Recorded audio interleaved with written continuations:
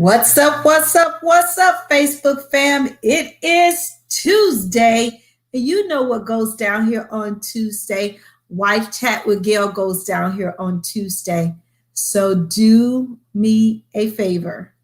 Make sure that you're hitting the share button, letting all my one sexy wives know that Wife Chat is going down here. Thank you so much, Johanna, for joining me. I appreciate you. Thank you, thank you, thank you. Make sure you guys that you're hitting the share button, letting all my one sexy wives know that Wife Chat is going down here. You guys, thank you so much for joining me. Thank you, thank you, thank you. Make sure that you're hitting the share button and letting all my one sexy wives know that Wife Chat is going down here. I want to start off with this Wife Chat, and we'll get into the chat. And actually, this chat comes from a wife in Shreveport, Louisiana. So hopefully you are listening, beautiful lady. She just really wanted to know how to fix bad communication in her marriage. Hi, Barbara. How are you guys doing? Thank you guys so much for joining me. I truly appreciate you. I truly, truly do. And so, but before I get started, I want to, I know a lot of you guys are on my email list, and I appreciate my marketing manager sending out an email on my behalf yesterday. But let me just clear some stuff up. I am having surgery. My surgery is actually scheduled on the 21st of this month. It is something that literally rocked my world. If you guys notice, I canceled Wife Chat last week because I just mentally couldn't get my head around it. I was preparing for BSB on the 22nd. But I got news that I have to go into surgery. So my Bringing Sexy Back to the Marriage conference has been moved to March the 26th and 27th. I need to give myself enough time to heal. And so again, it has been a whirlwind week. And so again, for you guys who are on my email list, you got an email yesterday, and I just want to clear this up. Mentally, I am much better, but it literally rocked my world. So just to let you guys know, I will be having surgery on January 21st. So you guys be in prayer, lifting me up. I need to make sure that I am healthy. Bringing Sexy Back to the Marriage will go forth on March the 26th and 27th. So make sure that you register. You can go to the link and I will post it. You can go to my website, but I am just making sure. You guys, thank you so much for joining me here on Wife Chat. And I just wanted to clear that up because I have been inundated, and it just brings me joy to know that you guys care if I'm okay.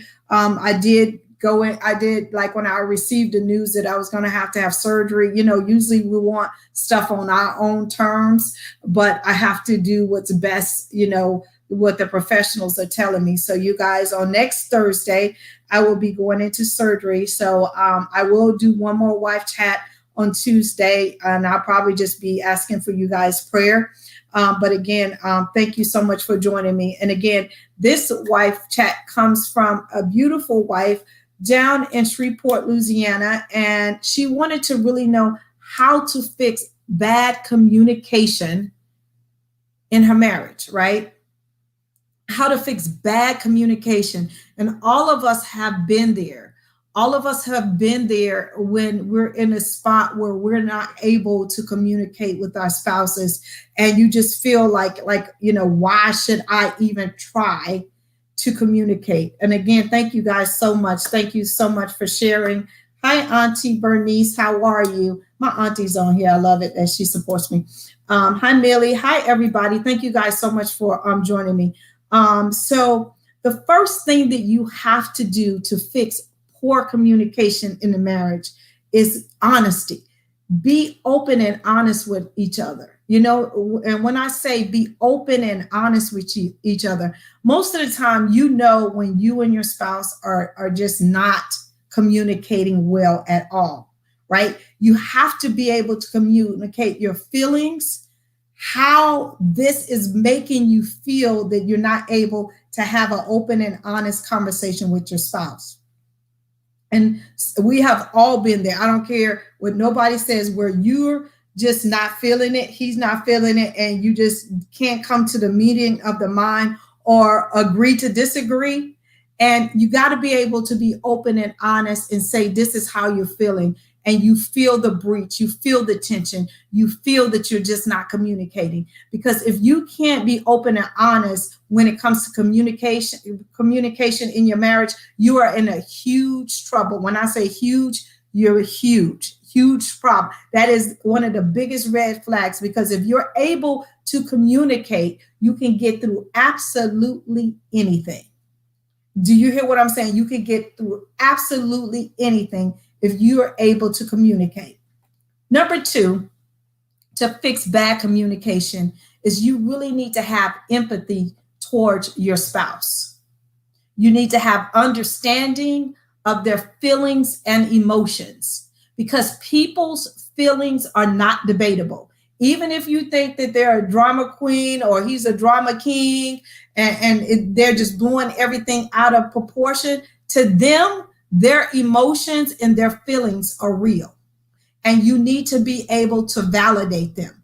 I hear what you're saying. I understand that you're crying. I understand that you're hurt. Whatever that looks like, you need to validate your spouse's emotions and have empathy towards them. Because again, nobody's feelings or emotion are debatable. And they should not be swept under the rug because you're feeling a certain way. Yes, there are some spouses that are drama queens that blow everything out of proportion and all those kind of things. But again, that's just the surface. It's a root cause of why they blow everything out of proportion. It could be when they were a kid growing up, nobody listened to them, nobody validated them. So when they became an adult, they're like, you're going to hear me roar, you're going to hear me. And if I got to scream from the rooftop, be drama, turn around, flip, you're going to hear what I have to say. But you need to operate with empathy when it comes to your spouse's feelings and emotions and validate them. Number 3 is effective listening. This is a huge thing to fix bad communication. Effective listening. And what is effective listening? It's listening to understand and not listening to respond. I'm going to say that again. It is listening to understand and not listening to respond. This is a huge one. This is one that I have to battle with every single day in every area of my life. When it comes to counseling people, when it comes to my husband, when it comes to my kids, because my mind is always going. So I'm always thinking that I need to respond instead of sitting back and really listening to what the person is saying to me and listening to understand their side, what they need from me, and even if I do need to respond. This is a huge one. And if you can listen to understand and not always respond, it will take you a long way. And also with this listening piece, I want to add these 3 things while you're listening. When I get ready to respond, do I have to say what I'm going to say right here and now? Or can I let it just simmer? Is what I'm about to say, do I want it said back to me? And what I'm about to say, when I respond, am I going to have to apologize for later? If you can process those 3 things, you can conquer listening. You can literally conquer listening. Okay? Number 4, understand that you and your spouse are on the same team. Even when you think that you're not on the same team, you are literally on the same team. When you said I do, you became one flesh. In God's eyes, you are one. Yes, we go our separate ways. We think separate. We move separate. We save money separate.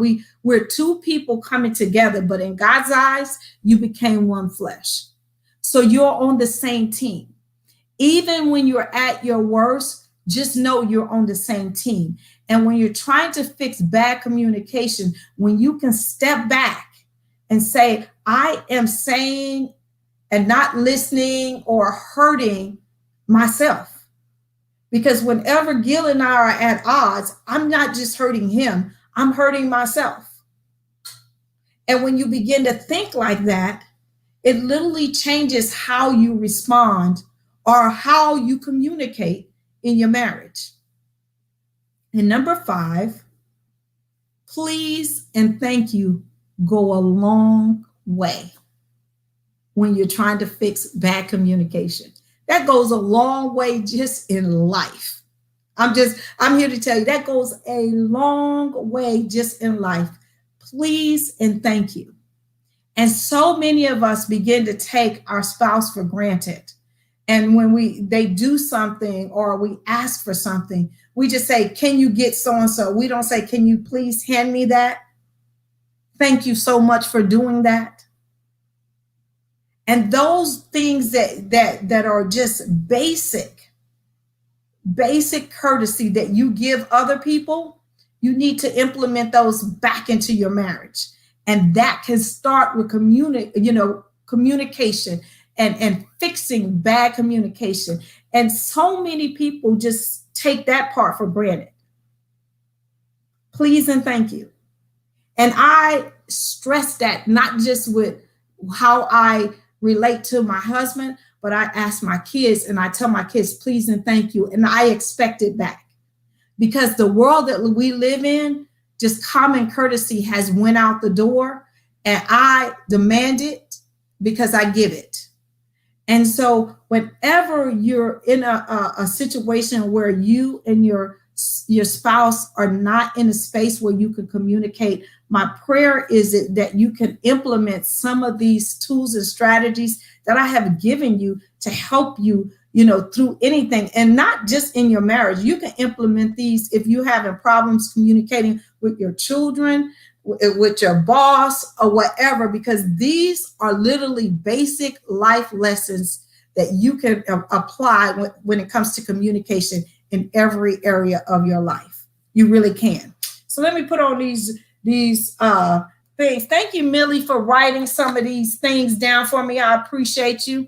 And again, you guys, thank you so much. I appreciate you. Hi, Sharon. Hi, everybody. Thank you guys so much for getting on here. And again, just to let you guys know, Bringing Sexy Back to the Marriage, I'm going to reiterate this again, has been moved to March 26th and 27th. It is still virtual, but it will be a hybrid event. Me and my teachers and speakers will be streaming live to you guys. We will not be sitting down like I'm sitting down here. We will literally be giving it to you as if you were live at the event. And if you guys have ever been to Bringing Sexy Back to the Marriage, you know it's amazing. And I'm going to be 100% healthy. And so again, thank you so much for all your emails, your text messages, and your prayer. My surgery is January the 21st. So be lifting me up in prayer. But I will be back here next Tuesday for Wife Chat to do one more before I have to shut it down, because my husband told me I'm not going to be trying to do all of this stuff and whatever. I need to get myself together. So, I have to give myself a couple of weeks before I do Wife Chat again. But as you guys know, I started Wife Chat because I was recovering from my car accident and my hip surgery 4 years ago. And I started because I was just so lonely sitting in the basement. And literally, Wife Chat has been going on for 4 years. And literally, my bed at that time when I was recovering had became famous. And then also, like when my team went and compiled, do you know that over 500,000 of you guys have watched Wife Chat over the last 4 years? That is mind-blowing to me. So I am so blessed that you guys have allowed me into your personal space. Continue to send your questions because my team is amazing. I don't do all of this by myself. I know I look like I do, but I have an amazing assistant. I have an amazing manager. God has blessed me to be able to hire some people to help me, and I am so grateful. So keep your questions coming. As soon as I get back on, I will be back next Tuesday. That will be my last one for a while. But again, keep your questions coming. If you need something, make sure that you hit me up in my inbox or shoot me an email. I love you guys to pieces. And I will see you next Tuesday at 8 p.m. Also, we will be here on Thursday doing evening tea with Gail. I love you guys to pieces. Have an amazing, amazing night.